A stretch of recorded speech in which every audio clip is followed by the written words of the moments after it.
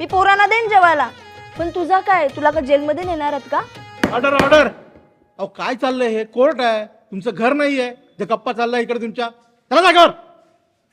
भात काय बनवतात, डाळ काय बनवतात, चपाती काय बनवतात, हा खानावळ उघडले काय इकडे?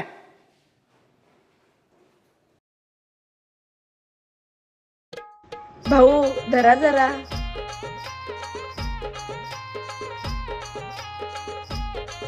मिसेस रोहिणी म्हात्रे, तुम्ही कुंदाबाई पाटील यांच्या शेजारी आहात बरोबर? हो.